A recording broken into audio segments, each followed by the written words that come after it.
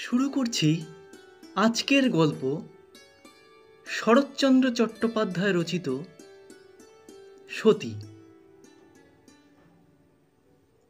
হরিশ পাবনার একজন সম্ভ্রান্ত ভালো উকিল। কেবল ওকালতি হিসেবেই নয়, মানুষ হিসেবেও বটে। দেশের সর্বপ্রকার সদনুষ্ঠানের সহিতই সে অল্পবিস্তর সংশ্লিষ্ট। শহরের কোনো কাজই তাহাকে বাদ দিয়া হয় না। সকালে দুর্নীতি দমন সমিতির কার্যকরী সভার একটা বিশেষ অধিবেশন ছিল। কাজ ছাড়িয়া বাড়ি ফিরিতে বিলম্ব হইয়া গেছে। এখন কোনো মতে দুটি খাইয়া লইয়া আদালতে পৌঁছতে পারিলে হয়। বিধবা ছোট বোন উমা কাছে বসিয়া তত্ত্বাবধান করিতেছিল, পাছে বেলার অজুহাতে খাওয়ার ত্রুটি ঘটে। স্ত্রী নির্মলা ধীরে ধীরে প্রবেশ করিয়া অদূরে উপবেশন করিল। কহিল, কালকের কাগজে দেখলাম আমাদের লাবণ্যপ্রভা আসছেন এখানকার মেয়ে স্কুলের ইন্সপেক্টরস হয়ে। এই সহজ কথা কয়টির ইঙ্গিত অতীব গভীর। উমা চকিত হইয়া কহিল, এ সত্যি নাকি? তা লাবণ্য নাম তো কত আছে বৌদি? নির্মলা বলিল, তা আছে, ওকে জিজ্ঞাসা করছি। হরিশ মুখ তুলিয়া সহসা কটুকণ্ঠে বলিয়া উঠিল, আমি জানবো কি করে শুনি? গভর্নমেন্ট কি আমার সঙ্গে পরামর্শ করে লোক বহাল করে নাকি? স্ত্রী স্নিগ্ধ স্বরে জবাব দিল, আহা, রাগ করো কেন? রাগের কথা তো বলিনি। তোমার তদবির তাগাদায় যদি কারো উপকার হয়ে থাকে সে তো আহ্লাদের কথা। এই বলিয়া যেমন আসিয়াছিল তেমনি মন্থর মৃদুপদে বাহির হইয়া গেল। উমা শশব্যস্ত হইয়া উঠিল, আমার মাথা খাও, উঠো না দাদা, উঠো না। হরিশ বিদ্যুৎ বেগে আসন ছাড়িয়া উঠিল। না, শান্তিতে এক মুঠো খাবারও জো নেই। উফ, আত্মঘাতী না হলে আর। বলিতে বলিতে দ্রুত বেগে বাহির হইয়া গেল। যাবার পথে স্ত্রীর মধুর কণ্ঠ কানে গেল, তুমি কোন দুঃখে আত্মঘাতী হবে? যে হবে সে একদিন জগৎ দেখবে। এইখানে হরিশের একটু পূর্ববৃত্তান্ত বলা প্রয়োজন। এখন তাহার বয়স 40-এর কম নয়, কিন্তু কম যখন সত্যই ছিল, সেই পাঠ্যাবস্থায় একটু ইতিহাস আছে। পিতা রামমোহন তখন বরিশালের সাব জজ। হরিশ MA পরীক্ষার পড়া তৈরি করিতে কলকাতার মেস ছাড়িয়া বরিশালে আসিয়া উপস্থিত হইল। প্রতিবেশী ছিলেন হরকুমার মজুমদার, স্কুল ইন্সপেক্টর। লোকটি নিরীহ, নিরহংকার এবং অগাধ পাণ্ডিত্য। সরকারি কাজে ফুরসত পাইলে এবং সদরে থাকিলে মাঝে মাঝে আসিয়া সদরওয়ালা বাহাদুরের বৈঠকখানায় বসিতেন। অনেকেই আসিতেন, টাকওয়ালা মুন্সেফ, দাড়ি ছাটা ডেপুটি, মহাস্তবীর সরকারি উকিল এবং শহরের অন্যান্য মান্যগণ্যের দল সন্ধ্যার পরে কেহই প্রায় অনুপস্থিত থাকিতেন না। তাহার কারণ ছিল, সদরওয়ালা নিজে ছিলেন নিষ্ঠাবান হিন্দু।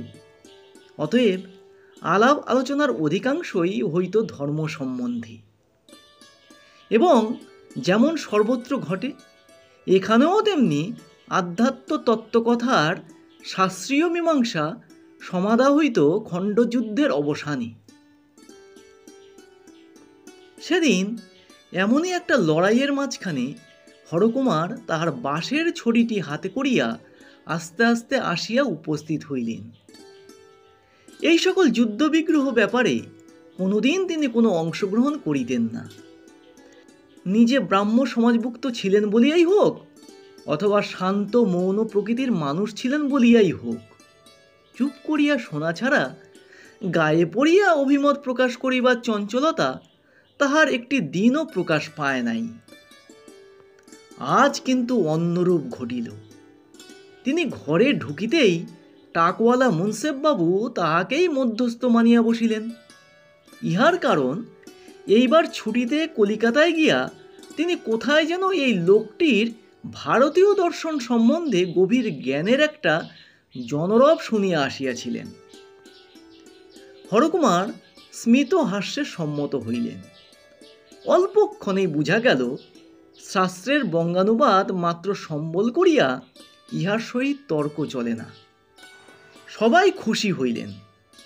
হইলেন না শুধু সাব জর্জ বাহাদুর নিজে।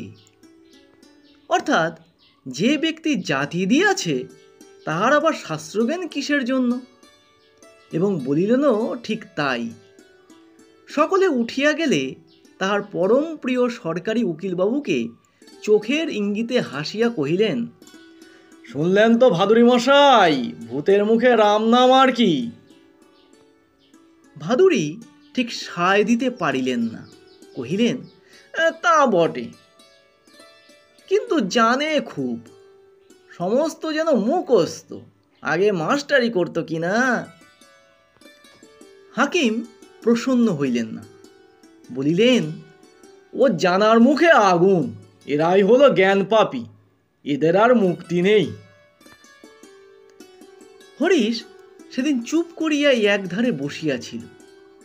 এই স্বল্পভাষী প্রৌঢ়ের জ্ঞান ও পাণ্ডিত্য দেখিয়া সে মুগ্ধ হইয়া গিয়াছিল। সুতরাং পিতার অভিমত যাহাই হোক, পুত্র তাহার আসন্ন পরীক্ষা সমুদ্র হইতে মুক্তি পাইবার ভরসায় তাহাকে গিয়া ধরিয়া পড়িল। সাহায্য করিতে হইবে। হরকুমার সম্মত হইলেন। এইখানে তাহার কন্যা লাবণ্যের সহিত হরিশের পরিচয় হইল। সেও আইএ পরীক্ষার পড়া করিতে কলিকাতায় গণ্ডগোল ছাড়িয়া পিতার কাছে আসিয়াছিল। সেই দিন হইতে প্রতিদিনের আনাগোনায় হরিশ পাঠ্যপুস্তকের দুরূহ অংশের অর্থই শুধু জানিল না, আরও একটা জটিলতর বস্তুর স্বরূপ জানিয়া লইল, যাহা তত্ত্ব হিসাবে ঢের বড়। কিন্তু সে কথা এখন থাক। ক্রমশ পরীক্ষার দিন কাছে ঘেঁষিয়া আসিতে লাগিল। হরিশ কলিকাতায় চলিয়া গেল। পরীক্ষা সে ভালোই দিল এবং ভালো করিয়া পাশও করিল। কিছুকাল পরে আবার যখন দেখা হইল, হরিশ সমবেদনায় মুখ পাংশু করিয়া প্রশ্ন করিল, আপনি ফেল করলেন যে বড়? লাবণ্য কহিল, এটুকুও পারব না, আমি এতই অক্ষম? হরিশ হাসিয়া ফেলিল, বলিল, যা হবার হয়েছে, এবার কিন্তু খুব ভালো করে এক্সামিন দেওয়া চাই। লাবণ্য কিছুমাত্র লজ্জা পাইল না, বলিল, খুব ভালো করে দিলেও আমি ফেল হব, ও আমি পারব না। হরিশ অবাক হইল, জিজ্ঞাসা করিল, পারবেন না কি রকম? লাবণ্য জবাব দিল, কি রকম আবার কি, এমনি। এই বলিয়া সে হাসি চাপিয়া দ্রুত পদে প্রস্থান করিল। ক্রমশ কথাটা হরিশের মাতার কানে গেল। সেদিন সকালে রামমোহন বাবু মকদ্দমার রায় লিখিতেছিলেন। যে দুর্ভাগা হারিয়াছে, তার আর কোথাও কোনো কুল কিনারা না থাকে, এই শুভ সংকল্প কার্যে পরিণত করিতে রায়ের মুসাবিদায় বাছিয়া বাছিয়া শব্দ যোজনা করিতেছিলেন। গৃহিণীর মুখে ছেলের কাণ্ড শুনিয়া তাহার মাথায় আগুন ধরিয়া গেল। হরিশ নরহত্যা করিয়াছে শুনিলেও বোধ করি তিনি এতখানি বিচলিত হইতেন না।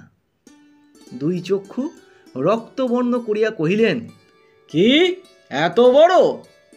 ইহার অধিক কথা তাহার মুখে আর যোগাইল না। দিনাজপুরে থাকিতে একজন প্রাচীন উকিলের সহিত তাহার শিখার গুচ্ছ, গীতার মর্মার্থ ও পেনশনান্তে কাশীবাসের উপকারিতা লইয়া অত্যন্ত মতের মিল ও হৃদ্যতা জন্মিয়াছিল। একটা ছুটির দিনে গিয়া তাহারই ছোট মেয়ে নির্মলাকে আর একবার চোখে দেখিয়া ছেলের বিবাহের পাকা কথা দিয়া আসিলেন। মেয়েটি দেখিতে ভালো, দিনাজপুরে থাকিতে গৃহিণী তাহাকে অনেকবার দেখিয়াছেন। তথাপি স্বামীর কথা শুনিয়া গালে হাত দিলেন। বলো কি গো, একেবারে পাকা কথা দিয়ে এলে? আজকালকার ছেলে। কর্তা কহিলেন, কিন্তু আমি তো আজকালকার বাপ নই। আমি আমার সেকেলে নিয়মেই ছেলে মানুষ করতে পারি। হরিশের পছন্দ যদি না হয়, আর কোনো উপায় দেখতে বলো। গৃহিণী স্বামীকে চিনিতেন। তিনি নির্বাক হইয়া গেলেন। কর্তা পুনশ্চ বলিলেন, মেয়ে ডানা কাটা পড়ি না হোক, ভদ্র ঘরের কন্যা। সে যদি তার মায়ের সতীত্ব আর বাপের হিদুয়ানি নিয়ে আমাদের ঘরে আসে, তাই যেন হরিশ ভাগ্য বলে মানে। খবরটা প্রকাশ পাইতে বিলম্ব হইল না। হরিশও শুনিল। প্রথমে সে মনে করিল পলাইয়া কলিকাতায় গিয়া কিছু না জুটে টিউশনি করিয়া জীবিকা নির্বাহ করিবে। পরে ভাবিল সন্ন্যাসী হইবে। শেষে পিতা স্বর্গ, পিতা ধর্ম, পিতাহি পরমম তপ ইত্যাদি স্মরণ করিয়া স্থির হইয়া রহিল। কন্যার পিতা ঘটা করিয়া পাত্র দেখিতে আসিলেন এবং আশীর্বাদের কাজটাও এই সঙ্গে সারিয়া লইলেন। সভায় শহরের বহু সম্ভ্রান্ত ব্যক্তি আমন্ত্রিত হইয়া আসিয়াছিলেন। নিরীহ হরকুমার কিছু না জানিয়াই আসিয়াছিলেন। তাহাদের সমক্ষে রায়বাহাদুর ভাবী বৈবাহিক মৈত্র মহাশয়ের হিন্দু ধর্মে প্রগাঢ় নিষ্ঠার পরিচয় দিলেন এবং ইংরাজি শিক্ষার সংখ্যাতীত দোষ কীর্তন করিয়া অনেকটা এইরূপ অভিমত প্রকাশ করিলেন যে তাহাকে 1000 টাকা মাহিনার চাকরি দেওয়া ব্যতীত ইংরাজের আর কোনো গুণ নাই। আজকাল দিনক্ষণ অন্যরূপ হইয়াছে। ছেলেদের ইংরাজি না পড়াইলেই চলে না।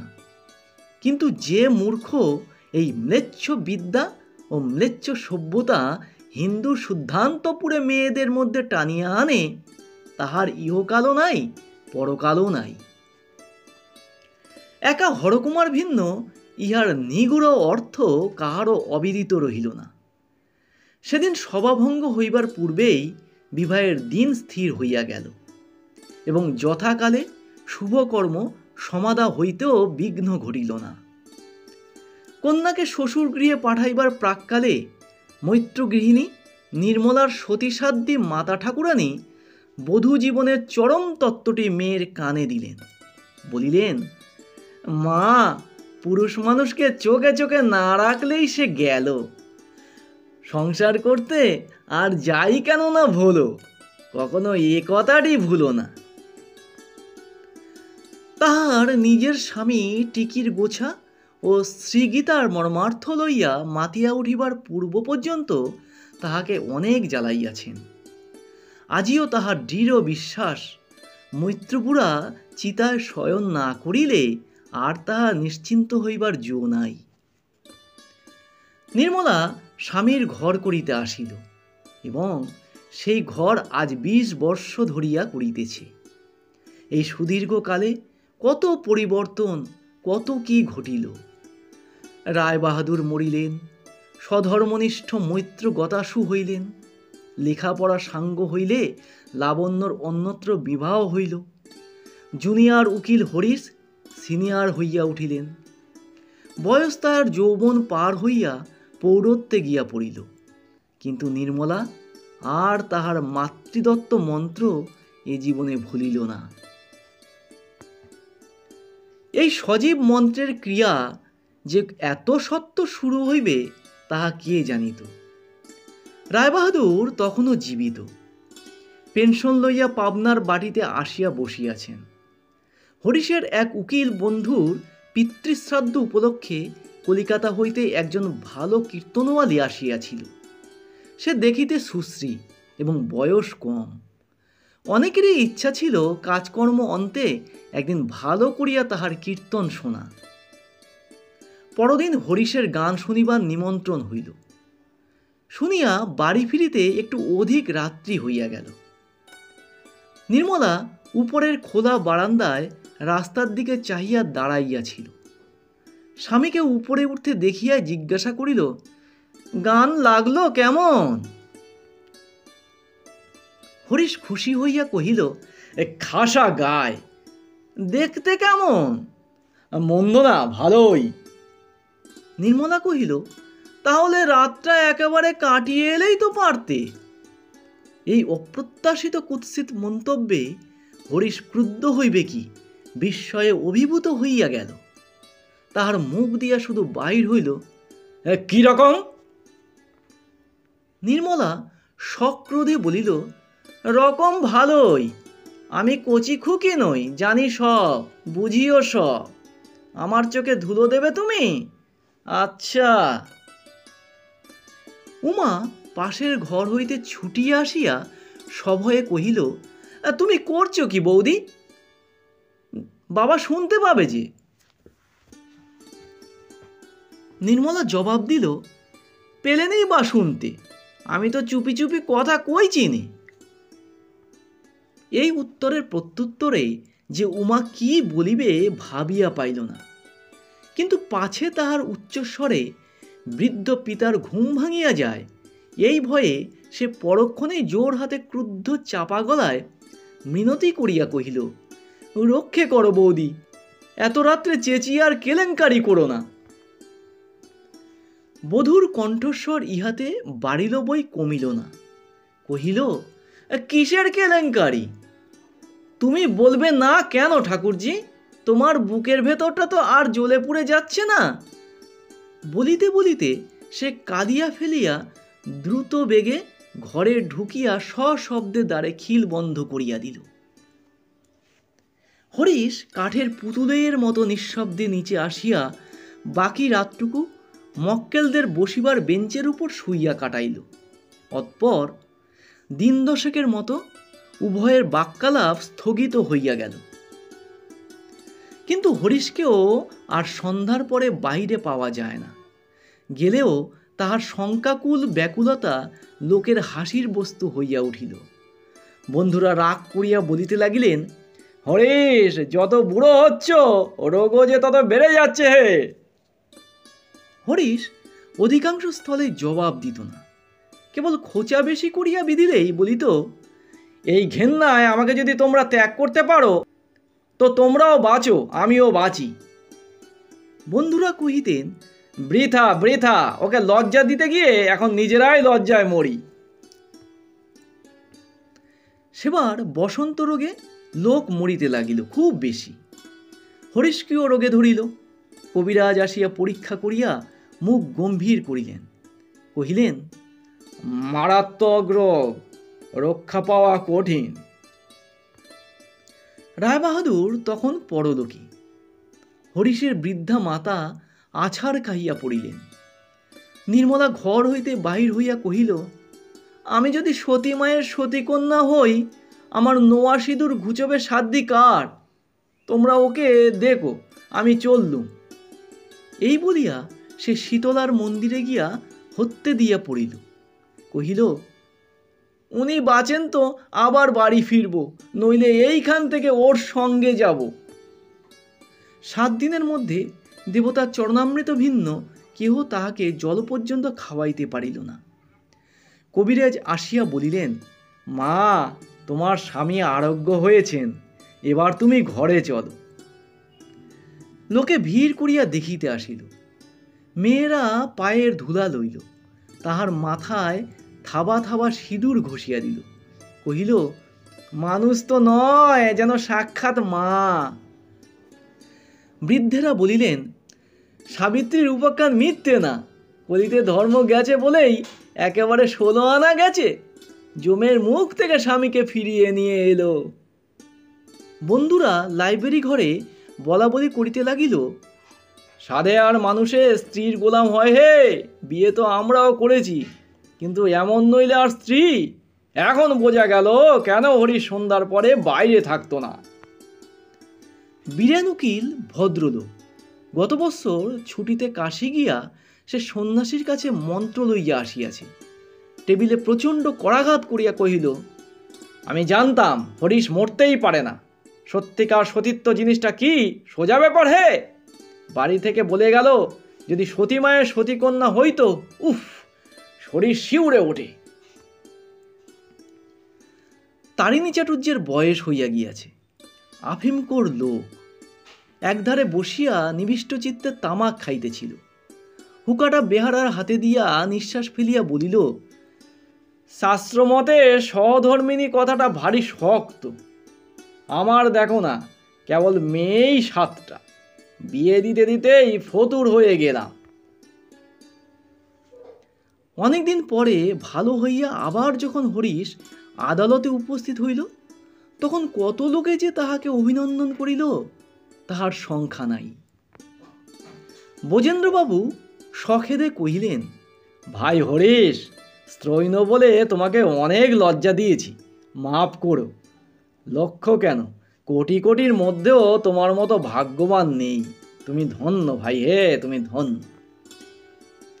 ভক্ত বীরেন বলিল, সীতা সাবিত্রীর কথা না হয় ছেড়েই দাও, কিন্তু খনা, লীলাবতী, গার্গী আমাদের দেশেই জন্মেছিলেন। ভাই, স্বরাজ ফরাজ যাই বলো, কিছুতেই হবে না। মেয়েদের যতদিন না আবার তেমনি তৈরি করতে পারবো। আমার তো মনে হয় শীঘ্রই পাবনায় একটা আদর্শ নারী শিক্ষা সমিতি গড়ে তোলা প্রয়োজন, এবং যে আদর্শ মহিলা তার পার্মানেন্ট প্রেসিডেন্ট হবেন, তার নাম তো আমরা সবাই জানি। বৃদ্ধ তারিণী চ্যাটার্জি বলিলেন, সেই সঙ্গে একটা পণপ্রথা নিবারণী সমিতিও হওয়া আবশ্যক। দেশটা ছাড়খাড় হয়ে গেল। বোজেন্দ্র কহিলেন, হরিশ, তোমার তো ছেলেবেলায় খাসা লেখার হাত ছিল। তোমার উচিত তোমার এই রিকভারি সম্বন্ধে একটা আর্টিকেল লিখে আনন্দবাজার পত্রিকায় ছাপিয়ে দেওয়া। হরিশ কোনো কথারই জবাব দিতে পারিল না। কৃতজ্ঞতায় তার 2 চক্ষু ছলছল করিতে লাগিল। মৃত জমিদার গোসাইচরণের বিধবা পুত্রবধূর সহিত অন্যান্য পুত্রদের বিষয় সংক্রান্ত মামলা বাঁধিয়াছিল। হরিশ ছিল বিধবার উকিল। জমিদারের আমলা কে যে কোন পক্ষে জানা কঠিন বলিয়া গোপনে পরামর্শের জন্য বিধবা নিজেই ইতিপূর্বে 2-1 বার উকিলের বাড়ি আসিয়াছিলেন। আজ সকালেও তাহার গাড়ি আসিয়া হরিশের সদর দরজায় থামিল। হরিশ সসম্ভ্রমে তাহাকে নিজের বসিবার ঘরে আনিয়া বসাইলেন। আলোচনা পাছে ও ঘরে মুহুরীর কানে যায়, এই ভয়ে উভয়ই সাবধানে ধীরে ধীরে কথা কইতেছিলেন। বিধবার কি একটা অসংলগ্ন প্রশ্নে হরিশ হাসিয়া ফেলিয়া জবাব দিবার চেষ্টা করিতেই পাশের ঘরে পর্দার আড়াল হইতে অকস্মাৎ তীক্ষ্ণ কণ্ঠের শব্দ আসিল, আমি সব শুনেছি। বিধবা চমকিয়া উঠিলেন। হরিশ লজ্জা ও শঙ্কায় কাঠ হইয়া গেল। একজোড়া অতি সতর্ক চক্ষুকর্ণ যে তাহাকে অহরহ পাহারা দিয়া আছে, একথা সে মুহূর্তের জন্য ভুলিয়াছিল। পর্দা ঠেলিয়া নির্মলা রণমূর্তিতে বাহির হইয়া আসিল। হাত নাড়িয়া কণ্ঠস্বরে বিষ ঢালিয়া দিয়া কহিল, ফুসফুস করে কথা কয়ে আমাকে ফাঁকি দেবে? মনেও করো না। কই, আমার সঙ্গে তো কখনো এমন হেসে কথা কইতে দেখিনি। অভিযোগ নিতান্ত মিথ্যা নয়। বিধবা সভয়ে কহিলেন, এই একই কাণ্ড হরিশবাবু। হরিশ বিমূঢ়ের মতো ক্ষণকাল চাহিয়া থাকিয়া বলিল, পাগল। নির্মলা কহিল, পাগল? পাগলই বটে, কিন্তু করলে কে শুনি? এই বলিয়া সে হাউ হাউ করিয়া কাঁদিয়া ফেলিয়া সহসা হাঁটু গাড়িয়া বিধবার পায়ের কাছে টিপ টিপ করিয়া মাথা খুঁড়িতে লাগিল। মুহুরীর কাজ ফেলিয়া ছুটিয়া আসিল। একজন জুনিয়র উকিল সেইমাত্র আসিয়াছিল। সে আসিয়া দ্বারের কাছে দাঁড়াইল। বসু, কোম্পানির বিল সরকার তাহার কাঁধের উপর দিয়া উকি মারিতে লাগিল, এবং তাহাদেরই চোখের সম্মুখে নির্মলা মাথা খুঁড়িতে লাগিল। আমি সব জানি, আমি সব বুঝি, থাকো, তোমরাই সুখে থাকো, কিন্তু সতী মায়ের সতী কন্যা যদি হই, যদি মনে জ্ঞানে এই 1 বই না 2 জেনে থাকি, যদি। এদিকে বিধবা নিজেও কাঁদিয়া ফেলিয়া বলিতে লাগিলেন, এ কি ব্যাপার হরিশবাবু, এ কি দুর্নাম দেওয়া, এ কি আমার? হরিশ কাহারও কোনো প্রতিবাদ করিল না। অধমুখে দাঁড়াইয়া শুধু তাহার মনে হইতে লাগিল, পৃথিবীর দ্বিধা হও না কিসের জন্য। লজ্জায়, ঘৃণায়, ক্রোধে সেদিন হরিশ সেই ঘরে স্তব্ধ হইয়া রহিল। আদালতে বাহির হইবার কথা ভাবিতেও পারিল না। মধ্যাহ্নে উমা আসিয়া বহু সাধ্য সাধনা এবং মাথার দিব্য দিয়া কিছু খাওয়াইয়া গেল। সন্ধ্যার প্রাক্কালে বামুন ঠাকুর রূপার বাটিতে করিয়া খানিকটা জল আনিয়া পায়ের কাছে রাখিল। হরিশের প্রথমে ইচ্ছা হইল লাথি মারিয়া ফেলিয়া দেয়, কিন্তু আত্মসম্বরণ করিয়া আজও পায়ের বুড়া আঙুলটা ডুবাইয়া দিল। স্বামীর পাদোদক পান না করিয়া নির্মলা কোনোদিন জলস্পর্শ করিত না। রাত্রে বাহিরের ঘরে একাকী শয়ন করিয়া হরিশ ভাবিতেছিল, তাহার এই দুঃখময় দুর্ভর জীবনের অবসান হইবে কবেই। এমনই অনেক দিন অনেক রকমেই ভাবিয়াছে, কিন্তু তাহার এই সতী স্ত্রীর একনিষ্ঠ পতিপ্রেমের সদুৎস নাগপাশের বাঁধন হইতে মুক্তির কোনো পথই তাহার চোখে পড়ে নাই। বছর 2 গত হইয়াছে। নির্মলা অনুসন্ধান করিয়া জানিয়াছে যে খবরের কাগজের খবর ঝুটা নয়। লাবণ্য যথার্থই পাবনার মেয়ে স্কুলের পরিদর্শক হইয়া আসিতেছে। আজ হরিশ একটু সকাল সকাল আদালত হইতে ফিরিয়া ছোট বোন উমাকে জানাইল যে রাত্রের ট্রেনে তাহাকে বিশেষ জরুরি কাজে কলিকাতায় যাইতে হইবে। ফিরিতে বোধহয় 3-4 বিলম্ব হইবে। বিছানা এবং প্রয়োজনীয় কাপড় চোপড় যেন চাকরকে দিয়া ঠিক করিয়া রাখা হয়। দিন 15 হইল স্বামী স্ত্রীতে বাক্যালাপ বন্ধ ছিল। রেলওয়ে স্টেশন দূরে। রাত্রি 8টার মধ্যেই মোটরে বাহির হইয়া পড়িতে হইবে। সন্ধ্যার পরে সে মোকদ্দমার দরকারি কাগজপত্র হ্যান্ডব্যাগে গুছাইয়া লইতেছিল। নির্মলা আসিয়া প্রবেশ করিল। হরিশ মুখ তুলিয়া চাহিয়া দেখিল, কিছু বলিল না। নির্মলা ক্ষণকাল মৌন থাকিয়া প্রশ্ন করিল, আজ কলকাতা যাচ্ছ নাকি? হরিশ কহিল, কেন? কেন আবার কি? মক্কেলের কাজ, হাইকোর্টে মকদ্দমা আছে। চলো না, আমিও তোমার সঙ্গে যাই। তুমি যাবে? গিয়ে কোথায় থাকবে শুনি? নির্মলা কহিল, যেখানে হোক, তোমার সঙ্গে গাছতলায় থাকতেও আমার লজ্জা নেই। কথাটি ভালো এবং সতী স্ত্রীরই উপযুক্ত, কিন্তু হরিশের সর্বাঙ্গে যেন বিচুটি মাখাইয়া দিল। কহিল, তোমার লজ্জা না থাক, আমার আছে। আমি গাছতলার পরিবর্তে আপাতত কোনো এক বন্ধুর বাড়িতে গিয়ে উঠব স্থির করেছি। নির্মলা বলিল, তাহলে তো ভালোই হলো। তার বাড়িতেও স্ত্রী আছে, ছেলে মেয়ে আছে, আমার কোনো অসুবিধা হবে না। হরিশ কহিল, না, সে হবে না। বলা নেই কওয়া নেই, বিনা আহ্বানে পরের বাড়ি তোমাকে নিয়ে গিয়ে আমি উঠতে পারবো না। নির্মলা বলিল, পারবে না সে আমি জানি, আমাকে সঙ্গে নিয়ে লাবণ্যর ওখানে ওঠা যায় না। হরিশ খেপিয়া গেল, হাত মুখ নাড়িয়া চিৎকার করিয়া কহিল, তুমি যেমন নোংরা তেমনি মন্দ। সে বিধবা ভদ্র মহিলা, আমি বা সেখানে যাব কেন? সেই বা আমাকে যেতে বলবে কেন? তাছাড়া আমার সময় বা কই? কলকাতায় গিয়ে পরের কাজে তো নিঃশ্বাস ফেলবারও ফুরসত পাবো না। পাবে গো, পাবে।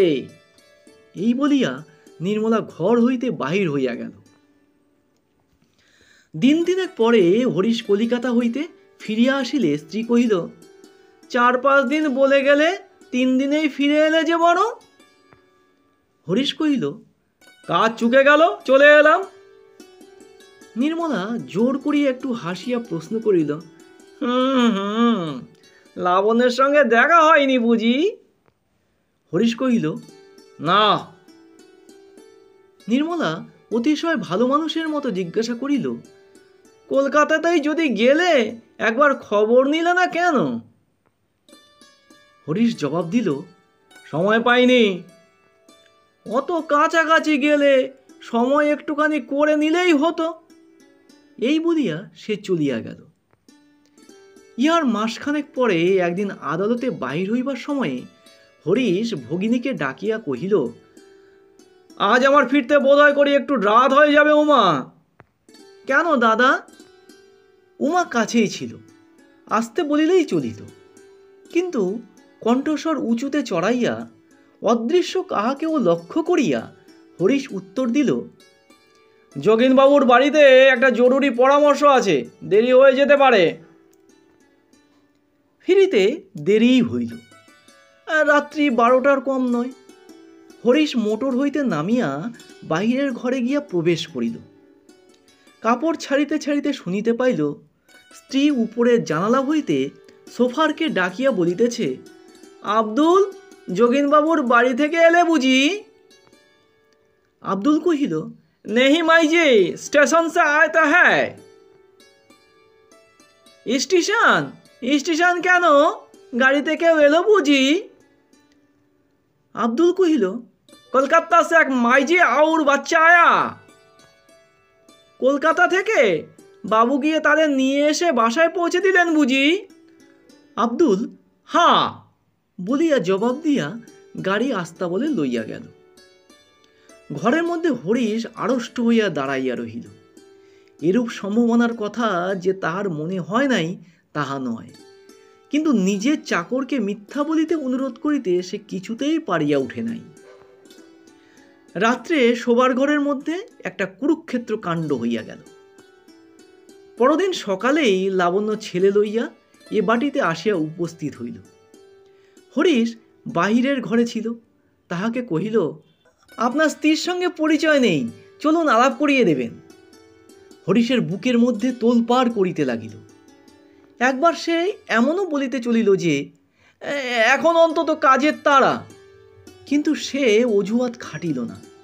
তাহাকে সঙ্গে করিয়া আনিয়া স্ত্রীর সহিত পরিচয় করাইয়া দিতে হইল। বছর দশেকের ছেলে এবং লাবণ্য। নির্মলা তাহাদের সমাদরে গ্রহণ করিল। ছেলেকে খাবার খাইতে দিল এবং তাহার মাকে আসন পাতিয়া সযত্নে বসাইল।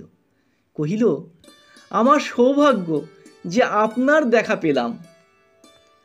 লাবণ্য ইহার উত্তর দিয়া বলিল, হরিশবাবুর মুখে শুনিয়াছিলাম আপনি ক্রমাগত বারব্রত আর উপবাস করে করে শরীরটাকে নষ্ট করে ফেলেছেন। এখনও তো বেশ ভালো দেখাচ্ছে না। নির্মলা সহাস্যে কহিল, বাড়ানো কথা, কিন্তু এ আবার উনি কবে বললেন? হরিশ তখনও কাছে দাঁড়াইয়াছিল। সে একেবারে বিবর্ণ হইয়া উঠিল। লাবণ্য কহিল, এবার কলকাতায় খেতে বসে কেবল আপনারই কথা। ওর বন্ধু কুশলবাবুর বাড়ি থেকে আমাদের বাড়ি খুব কাছে কিনা, ছাতের ওপর থেকে চেঁচিয়ে ডাকলে শোনা যায়। নির্মলা বলিল, খুব সুবিধে তো। লাবণ্য হাসিয়া বলিল, কিন্তু তাতেই শুধু হয়নি, ছেলেকে পাঠিয়ে রীতিমতো ধরে আনতে হতো। বটে। লাবণ্য বলিল, আবার জাতের গোড়ামিও কম নেই। ব্রাহ্মদের ছোঁয়া খান না, আমার পিসেমার হাতে পর্যন্ত না, সমস্তই আমাকে নিজে রেঁধে নিজে পরিবেশন করতে হতো। এই বলিয়া সে হাসি মুখে সকৌতুকে হরিশের প্রতি চাহিয়া বলিল, আচ্ছা, এর মধ্যে আপনার কি লজিক আছে বলুন তো? আমি কি ব্রাহ্ম সমাজ ছাড়া? হরিশের সর্বাঙ্গ ঝিমঝিম করিতে লাগিল। তার মিথ্যাবাদিতা প্রমাণিত হওয়ায় তাহার মনে হইল এতদিনে মা বসুমাতা দয়া করিয়া বোধ হয় তাহাকে জঠরে টানিয়া লইতেছেন। কিন্তু পরমাশ্চর্য এই যে নির্মলা আজ ভয়ঙ্কর উন্মাদ কাণ্ড কিছু একটা না করিয়া স্থির হইয়া রহিল। সংশয়ের বস্তু অবিসংবাদী সত্যরূপে দেখা দিয়া বোধ হয় তাহাকেও হতচেতন করিয়া ফেলিয়াছিল। হরিশ বাহিরে আসিয়া স্তব্ধ পাংশুমুখে বসিয়া রহিল। এই ভীষণ সম্ভাবনার কথা স্মরণ করিয়া লাবণ্যকে পূর্বাহ্নে সতর্ক করিবার কথা বহুবার তাহার মনে হইয়াছে, কিন্তু আত্ম অবমাননাকর ও একান্ত মর্যাদাহীন লুকোচুরির প্রস্তাব সে কোনো মতেই এই শিক্ষিত ও ভদ্র মহিলাটির সম্মুখে উচ্চারণ করিতে পারে নাই। লাবণ্য চলিয়া গেলে নির্মলা ঝড়ের বেগে ঘরে ঢুকিয়া বলিল, ছি, তুমি এমন মিথ্যাবাদী, এত মিথ্যে কথা বলো? হরিশ চোখ রাঙাইয়া লাফাইয়া উঠিল, বেশ করি বলি, আমার খুশি। নির্মলা ক্ষণকাল স্বামীর মুখের প্রতি নিঃশব্দে চাহিয়া থাকিয়া কাঁদিয়া ফেলিল। কহিল, বলো, যত ইচ্ছে বলো। যত খুশি আমাকে ঠকাও, কিন্তু ধর্ম যদি থাকে, যদি সতী মায়ের মেয়ে হই, যদি কায়মনে সতী হই, আমার জন্য তোমাকে একদিন কাঁদতে হবে, হবে হবে হবে। এই বলিয়া সে যেমন আসিয়াছিল তেমনি দ্রুতবেগে বাহির হইয়া গেল। বাক্যালা পূর্ব হইতেই বন্ধ চলিতেছিল, এখন সেটা দৃঢ়তর হইল এইমাত্র। নিচের ঘরে শয়ন ও ভোজন। হরিশ আদালতে যায় আসে, বাইরের ঘরে একাকী বসিয়া কাটায়, নতুন কিছুই নয়।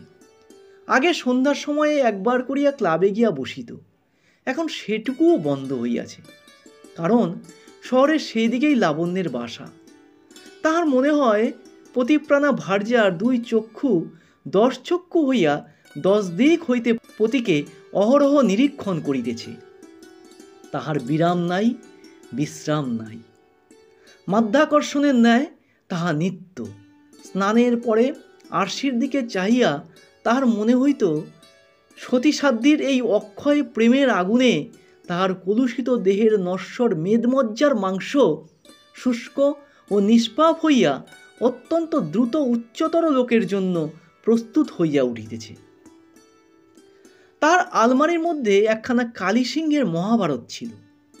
সময় যখন কাটিত না, তখন তাহা হইতে সে বাছিয়া বাছিয়া সতী নারীর উপাখ্যান পড়িত। কি তার প্রচণ্ড বিক্রম ও কতই না অদ্ভুত কাহিনী! স্বামী পাপী তাপী যাই হোক, কেবলমাত্র স্ত্রীর সতীত্বের জোরেই সমস্ত পাপ মুক্ত হইয়া অন্তে কল্পকাল তাহারা একত্রে বাস করে। কল্পকাল যে ঠিক কত হরিশ জানিত না, কিন্তু সে যে কম নহে, এবং মুনি ঋষিদের লেখা শাস্ত্রবাক্য যে মিথ্যা নহে, এই কথা মনে করিয়া তাহার সর্বাঙ্গ অবশ হইয়া উঠিত। পরলোকের ভরসায় জলাঞ্জলি দিয়া সে বিছানায় শুইয়া মাঝে মাঝে ইহলোকের ভাবনা ভাবিত, কিন্তু কোনো পথ নাই। সাহেবদের হইলে মামলা মোকদ্দমা খাড়া করিয়া এতদিনে যা হোক একটা ছাড় রফা করিয়া ফেলিত। মুসলমানদের হইলে 3 তালাক দিয়া বহু পূর্বেই চুকাইয়া ফেলিত। কিন্তু নিরীহ একপত্নী ব্রত ভদ্র বাঙালি, না, কোনো উপায় নেই। ইংরাজি শিক্ষায় বহু বিবাহ ঘুচিয়াছে, বিশেষত নির্মলা। চন্দ্র সূর্য যাহার মুখ দেখিতে পায় না, অতি বড় শত্রু যাহার সতীত্বে বিন্দুমাত্র কলঙ্ক লেপন করিতে পারে না, বস্তুত স্বামীবন্য যাহার ধ্যান জ্ঞান নাই, তাহাকেই পরিত্যাগ। বাপরে! নির্মল নিষ্কলুষ হিন্দু সমাজের মধ্যে কি আর মুখ দেখাইতে পারিবে? দেশের লোকে খাই খাই করিয়া হয়তো তাহাকে খাইয়াই ফেলিবে। ভাবিতে ভাবিতে চোখ কান গরম হইয়া উঠিত। বিছানা ছাড়িয়া মাথায় মুখে জল দিয়া বাকি রাতটুকু সে চেয়ারে বসিয়া কাটাইয়া দিত। এমন করিয়া বোধ হয় মাসাধিক কাল গত হইয়া গেছে। হরিশ আদালতে বাহির হইতেছিল। ঝি আসিয়া একখানা চিঠি তাহার হাতে দিল, কহিল, জবাবের জন্যে লোক দাঁড়াইয়া আছে। খাম ছেঁড়া, উপরে লাবণ্যের হস্তাক্ষর। হরিশ জিজ্ঞাসা করিল, চিঠি আমার খুললে কে? ঝি কহিল, মা। হরিশ চিঠি পড়িয়া দেখিল লাবণ্য অনেক দুঃখ করিয়া লিখিয়াছে, সেদিন আমার অসুখ চোখে দেখে গিয়েও আর একটিবারও খবর নিলেন না আমি মরলুম কি বাঁচলুম। অথচ বেশ জানেন এ বিদেশে আপনি ছাড়া আমার আপনার লোকও কেউ নেই। যাই হোক, এ যাত্রা আমি মরিনি, বেঁচে আছি। এ চিঠি কিন্তু সে নালিশের জন্য নয়। আজ আমার ছেলের জন্মতিথি, কোর্টের ফেরত একবার এসে তাকে আশীর্বাদ করে যাবেন, এই ভিক্ষা। লাবণ্য। পত্রের শেষে পুনশ্চ দিয়া জানাইয়াছি যে রাত্রির খাওয়াটা আজ এইখানেই সমাধা করিতে হইবে, একটুখানি গান বাজনার আয়োজনও আছে। চিঠি পড়িয়া বোধ করি সে ক্ষণকাল বিমনা হইয়া পড়িয়াছিল। হঠাৎ চোখ তুলিতেই দেখিতে পাইল ঝি হাসি লুকাইতে মুখ নিচু করিল, অর্থাৎ বাটির দাসী চাকরের কাছেও এ যেন একটা তামাশার ব্যাপার হইয়া উঠিয়াছে। এক মুহূর্তে তাহার শিরার রক্ত আগুন হইয়া উঠিল। ইহার কি সীমা নাই? যতই সইতেছি ততই কি পীড়নের মাত্রা বাড়িয়া চলিয়াছে? জিজ্ঞাসা করিল, চিঠি কে এনেছে? তাদের বাড়ির ঝি। হরিশ কহিল, তাকে বলে দাও গে আমি কোর্টের ফেরত যাব। এই বলিয়া সে বীর দর্পে মোটরে গিয়া উঠিল। সে রাত্রে বাড়ি ফিরিতে হরিশের বস্তুত অনেক রাত্রি হইল। গাড়ি হইতে নামিতেই দেখিল তাহার উপরে শোবার ঘরের খোলা জানালায় দাঁড়াইয়া নির্মলা পাথরের মূর্তির মতো স্তব্ধ হইয়া আছে। ডাক্তারের দল অল্পক্ষণ হইল বিদায় লইয়াছেন। পারিবারিক চিকিৎসক বৃদ্ধ জ্ঞানবাবু যাইবার সময় বলিয়া গেলেন, বোধহয় সমস্ত আফিংটাই বার করে ফেলা গেছে, বৌমার জীবনের আর কোনো শঙ্কা নেই। হরিশ একটুখানি ঘাড় নাড়িয়া কি ভাব যেন প্রকাশ করিল। বৃদ্ধ তাহাতে মনোযোগ করিলেন না, কহিলেন, যা হবার হয়ে গেছে, এখন কাছে কাছে থেকে দিন দুই দিন সাবধানে রাখলেই বিপদটা কেটে যাবে। যে আজ্ঞে বলিয়া হরিশ স্থির হইয়া বসিয়া পড়িল। সেদিন বার লাইব্রেরির ঘরে আলোচনা অত্যন্ত তীক্ষ্ণ ও কঠোর হইয়া উঠিল। ভক্ত বীরেন কহিল, আমার গুরুদেব স্বামীজি বলেন, বীরেন, মানুষকে কখনো বিশ্বাস করবে না। সেদিন গোসাইবাবুর বিধবা পুত্রবধূর সম্বন্ধে যে স্ক্যান্ডালটা প্রকাশ হয়ে পড়েছিল, তোমরা তা বিশ্বাস করলে না, বললে হরিশ এ কাজ করতেই পারে না। এখন দেখলে গুরুদেবের কৃপায় আমি এমন অনেক জিনিস জানতে পারি, তোমরা যা ড্রিম করো না। বোজেন্দ্র বলিল, উফ, হরিশটা কি স্কাউন্ডে, ওরকম সতীসাধ্যী স্ত্রী যার। কিন্তু মজা দেখেছ সংসারে, বদমাইশগুলোর ভাগ্যেই কেবল এরকম স্ত্রী জোটে। বৃদ্ধ তারিণী চাটুর্যে হুকা লইয়া ঝিমাইতেছিলেন, কহিলেন, নিঃসন্দেহে আমার তো মাথার চুল পেকে গেল, কিন্তু ক্যারেক্টারে কেউ কখনো একটা স্পট দিতে পারলে না। অথচ আমারই হলো 7-7টা মেয়ে, বিয়ে দিতে দিতে দেউলে হয়ে গেলাম। যোগিনবাবু কহিলেন, আমাদের মেয়ে স্কুলের পরিদর্শক হিসাবে লাবণ্যপ্রভা মহিলাটি দেখছি একেবারে আদর্শ। গভর্নমেন্টে বোধ করি মুভ করা উচিত। ভক্ত বীরেন বলিলেন, অ্যাবসলিউটলি নেসেসারি। সম্পূর্ণ একটা দিন পার হইল না, সতীসাধ্যীর স্বামী হরিশের চরিত্র জানিতে শহরে কাহারও আর বাকি রহিল না, এবং শহীদবর্গের কৃপায় সকল কথাই তাহার কানে আসিয়া পৌঁছল। উমা আসিয়া চোখ মুছিয়া কহিল, দাদা, তুমি আবার বিয়ে করো। হরিশ কহিল, পাগল। উমা কহিল, পাগল কেন, আমাদের দেশে তো পুরুষের বহু বিবাহ ছিল। হরিশ কহিল, তখন আমরা বর্বর ছিলাম। উমা জেদ করিয়া বলিল, বর্বর কিসের, তোমার দুঃখ আর কেউ না জানে, আমি তো জানি। সমস্ত জীবনটা কি এমনি ব্যর্থ হয়ে যাবে? হরিশ বলিল, উপায় কি বোন, স্ত্রী ত্যাগ করে আবার বিয়ে করার ব্যবস্থা পুরুষের আছে জানি, কিন্তু মেয়েদের তো নেই। তোর বৌদিরও যদি এ পথ খোলা থাকতো, তোর কথা রাজি হতাম উমা। তুমি কি যে বলো দাদা, এই বলিয়া উমা রাগ করিয়া চলিয়া গেল। হরিশ চুপ করিয়া একাকী বসিয়া রহিল। তাহার উপায়হীন অন্ধকার চিত্ততল হইতে কেবল একটি কথাই বারবার উত্থিত হইতে লাগিল, পথ নাই, পথ নাই। এই আনন্দহীন জীবনে দুঃখই ধ্রুব হইয়া রহিল। তার বসিবার ঘরের মধ্যে তখন সন্ধ্যার ছায়া গাঢ়তর হইয়া আসিতেছিল।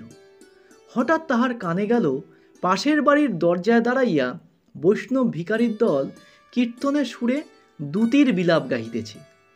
দূতি মথুরায় আসিয়া ব্রজনাথের হৃদয়হীন নিষ্ঠুরতার কাহিনী বিনাইয়া বিনাইয়া নালিশ করিতেছে। সেকালে এ অভিযোগের কিরূপ উত্তর দূতির মিলিয়াছিল হরিশ জানিত না, কিন্তু একালে সে ব্রজনাথের পক্ষে বিনা পয়সার উকিল দাঁড়াইয়া তর্কের উপর তর্ক জুড়িয়া মনে মনে বলিতে লাগিল, ওগো দূতি, নারীর একনিষ্ঠ প্রেম খুব ভালো জিনিস, সংসারে তার তুলনা নেই, কিন্তু তুমি তো সব কথা বুঝবে না, বললেও না। কিন্তু আমি জানি ব্রজনাথ কিসের ভয়ে পালিয়ে গিয়েছিল, এবং 100 বছরের মধ্যে আর ওমুখও হননি। কংস টংস সব মিছে কথা, আসল কথা শ্রীরাধার ওই একনিষ্ঠ প্রেম। একটু থামিয়া বলিতে লাগিল, তবু তো তখনকার কালে ঢের সুবিধে ছিল, মথুরায় লুকিয়ে থাকা চলতো, কিন্তু একাল ঢের কঠিন, না আছে পালাবার জায়গা, না আছে মুখ দেখাবার স্থান। এখন ভুক্তভোগী বোজনাথ, দয়া করে ওদিনকে একটু শীঘ্র পায়ের স্থান দিলেই বাঁচি। প্রিয় বন্ধুরা, এতক্ষণ শুনলেন শরৎচন্দ্র চট্টোপাধ্যায় রচিত সতী গল্পটি। কেমন লাগলো কমেন্ট করবেন। আর হ্যাঁ, চ্যানেলটি অবশ্যই সাবস্ক্রাইব করে পাশের বেল আইকনটি প্রেস করে রাখবেন, যাতে এই রকমই সুন্দর সুন্দর গল্প আপনাদের কাছে সহজেই পৌঁছে দিতে পারি।